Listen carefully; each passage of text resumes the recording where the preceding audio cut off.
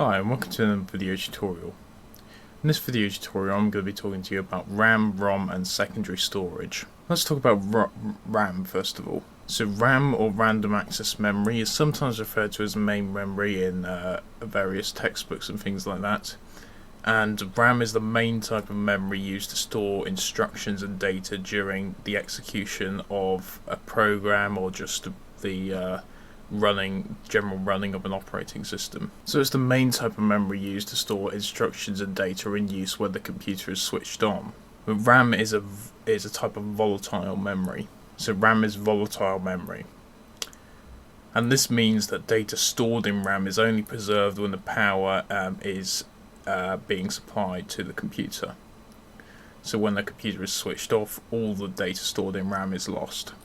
The other feature of RAM that you need to know about is that it can be read and written to very, very quickly, much faster than secondary storage devices that you might find in your computer.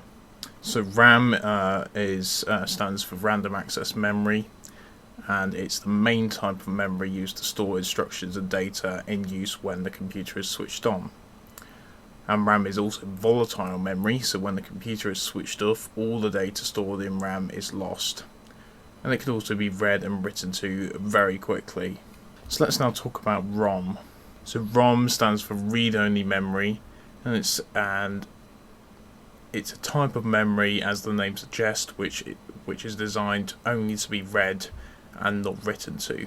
An example of where read-only memory might be used is in a washing machine. The washing machine needs to store some instructions describing what to do when the user presses particular buttons, but these instructions never need to change, and thus it makes sense to use read-only memory in this situation. ROM is also non-volatile, so anything stored in ROM is preserved even when the power is disconnected. So now I'm just going to take a quick look at why secondary storage is needed. And you can probably see now the need for having secondary storage, so somewhere to store our documents, pictures, films and other files. But we couldn't use RAM to store these files because we would lose all of our data when we turn the computer off.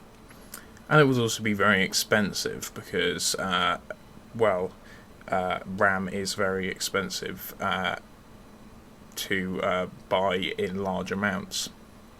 We also couldn't use ROM because we wouldn't be able to save data.